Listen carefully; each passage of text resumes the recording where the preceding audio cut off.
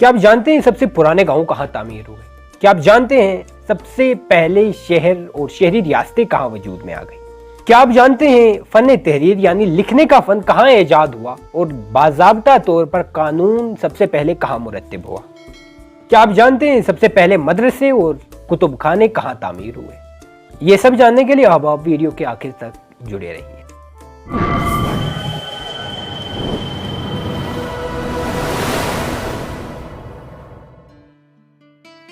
अस्सलामुअलैकुम अहबाब, आप देख रहे हैं उबैद साकिब ऑफिशियल और मैं हूं उबैद साकिब।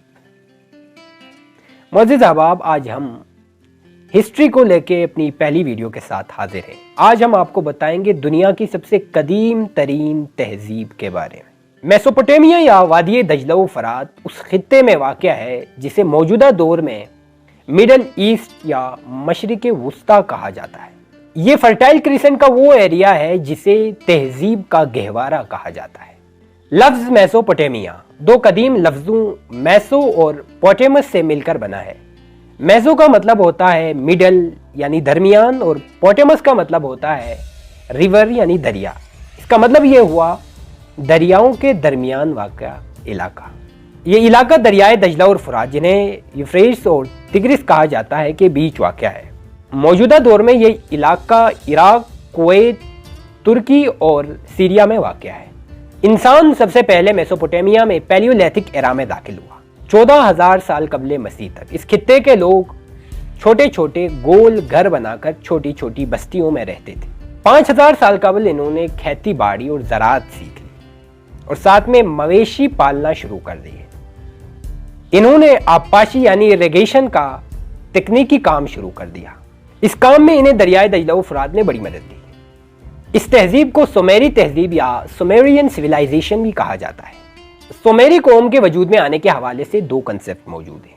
पहला ये है कि साउथ वेस्ट ईरान की तरफ से कुछ वहशी लोगों ने हमला किया और कदीम डेल्टा के लोगों को अपना महकूम, अपना गुलाम बनाया और इस तरह उनमें मिलजुल कर रहने की वजह से सुमेरी कौम वजूद में आ गई। जबकि दूसरा नज़रिया ये है कि बाहर से आने वाले लोग वहशी नहीं थे।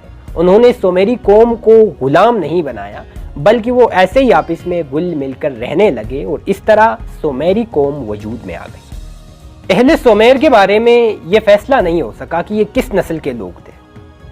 कुछ रिसर्चर्स इन्हें आर्यन लोग कहते हैं, लेकिन इनकी ज़बान आरियाई ख़ानदान की किसी ज़बान से मुशाबिहत नहीं रखती, बल्कि ये बैक वक्त चीनी, कोरियाई, हंगरी, तामिल और तुर्की ज़बानों से मुशाबिहत रखती है। सुमेर का खित्ता रहने के लिए निहायत नामौजू था। मौसम बहुत ज़्यादा गर्म और मरतूब था।